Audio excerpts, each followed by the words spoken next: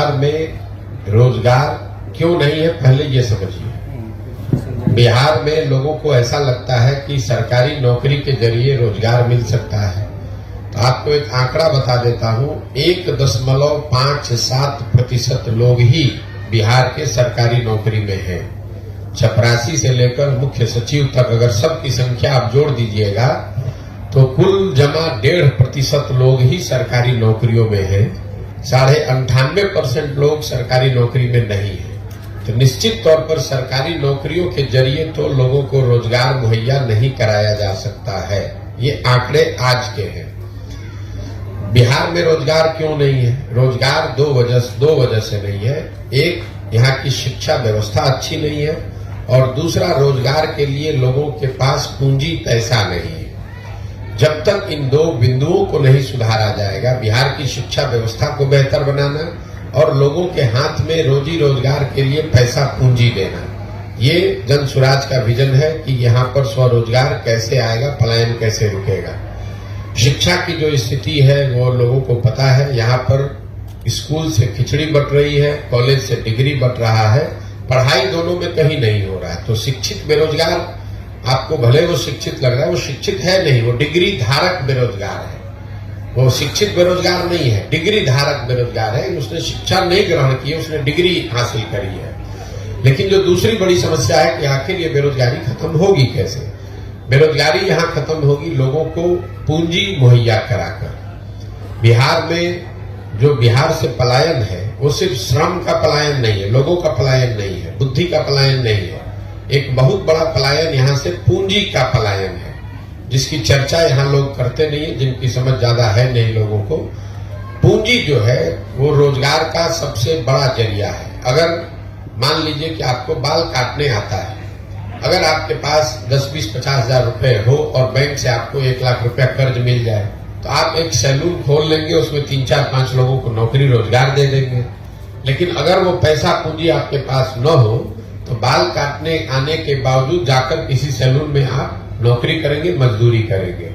तो बिहार में पूंजी क्यों नहीं है? पूंजी के 2 स्रोत है, इसको पहले ध्यान से समझिए। पूंजी 2 तरीके से लोगों को मिलता है। एक, जो पैसा आप कमाते हैं, कमाने के बाद जो खर्च के बाद पैसा बचता है वही आपका मूलधन हुआ, पूंजी हुई। अगर आप 100 रुपया कमाए, 80 रुपया खर्च हुआ, 20 रुपया बचा, वही आपका पूंजी है। तो एक पूंजी का जरिया है बचत, दूसरा पूंजी का जरिया है बैंकों से मिलने वाला कर्ज। अगर आपके पास 20 रुपया बचा हुआ है, बैंक वाले आपको 50 रुपया कर्ज देंगे तो 70 रुपए का आप काम कर पाइएगा। तो बिहार में बचत इसलिए नहीं है कि यहाँ प्रति व्यक्ति आय है 35,000 रुपया। देश में प्रति व्यक्ति आय है 1,35,000 रुपया।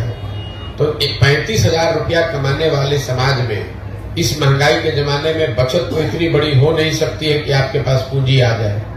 दूसरा, जो बैंकों में पैसा जमा हो रहा है, बैंक यहाँ लोगों को पूंजी दे नहीं रहे, ऋण लोन दे नहीं रहे। इसका उदाहरण आप समझिए। देश में बैंकों के ऋण को नापने के लिए एक पैमाना है जिसको कहते हैं क्रेडिट डिपॉजिट रेशियो। मतलब बैंक में कितना पैसा लोगों ने जमा किया, उसके बदले में बैंकों ने कितना पैसा समाज को अलग अलग काम के लिए ऋण के तौर पर, लोन के तौर पर दिया। घर बनाने के लिए, यूट्यूब चलाने के लिए, दुकान खोलने के लिए, गाड़ी खरीदने के लिए। और रिजर्व बैंक ऑफ इंडिया एक आंकड़ा जारी करता है जिसको कहते हैं क्रेडिट डिपॉजिट रेशियो।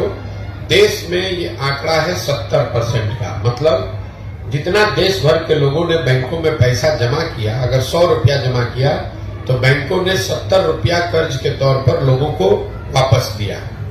बिहार में सीडी रेशियो है 40%।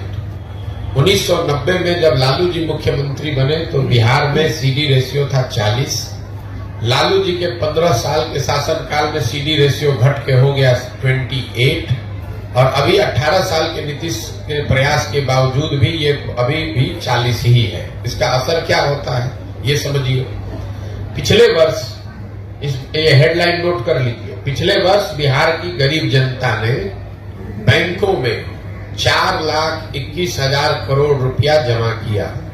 4,21,000 करोड़ रुपया बिहार में लोगों ने बैंकों में जमा किया। बैंकों ने 40% के सीडी रेशियो के हिसाब से कर्ज के तौर पर 1,61,000 करोड़ रुपया लोगों को दिया। बाकी पैसा 2,80,000 करोड़ कहाँ गया? ये पैसा चला गया दूसरे राज्यों में जहां पर उद्योग धंधे लग रहे हैं, जहां स्वरोजगार है, जहां तरक्की है, जहां व्यापार है। 1990 से लेकर पिछले वित्तीय वर्ष में कुल जमा 1990 से अगर आप जोड़ेंगे 32 साल में बिहार के बैंकों ने 26,20,000 करोड़ रुपया, बिहार के लोगों का रुपया, ये बाहर के उद्योगपति का पैसा नहीं है, ये सरकार का बजट का पैसा नहीं है, बिहार के लोगों के बचत की हुई राशि 26,20,000 करोड़ रुपया बैंकों ने यहां से ट्रांसफर कर दिया दूसरे राज्यों में जहां पर तरक्की है, व्यापार है, रोजगार है।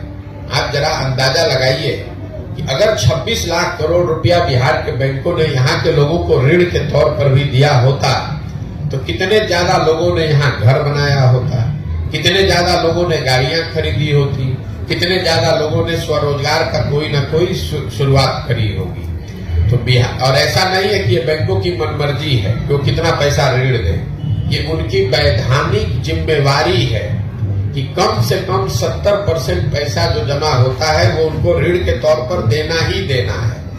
और उस कमिटी को चेयर करते हैं मुख्यमंत्री राज्य के। ये भी नहीं है कि बैंक अपना जो चाहे वो कर ले, मुख्यमंत्री उस कमिटी के चेयरमैन हैं, जिसमें यह तय किया जाता है कि बैंकों को 70% पैसा कर्ज के तौर पर लोगों को देना है। लेकिन बिहार में जैसे मुख्यमंत्री की बात पदाधिकारी नहीं सुन रहा है, अफसर नहीं सुन रहे हैं, उसी तरह से बैंक वाले भी उनकी बात नहीं सुन रहे हैं। और दूसरी दिक्कत यह है कि यहाँ के नेताओं को या समाज में इस बात की ज्यादा समझ है ही नहीं। तो आपको लगता है कि वो चीनी मिल चालू हो जाएगा तो उद्योग उससे रोजगार मिलेगा।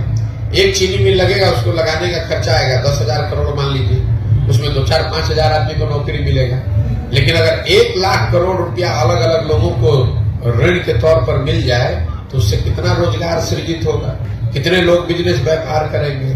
तो जन सुराज का विजन ये है कि यहाँ पर शिक्षा को रोजगार पाने वाला बनाया जाए, लोगों को डिग्री नहीं बांटा जाए, लोगों को शिक्षित किया जाए और फिर उनको पूंजी मुहैया कराया जाए बैंकों के जरिए, ताकि लोग अपने क्षमता के अनुसार, अपनी इच्छा के अनुसार कुछ न कुछ रोजगार कर सकें। उससे उनकी आर्थिक तरक्की होगी और उसी से बिहार का विकास होगा। जब तक शिक्षा और पूंजी ये दो चीज मुहैया नहीं होगी तब तक सरकार के किसी भी प्रयास से बिहार में गरीबी खत्म नहीं हो सकती।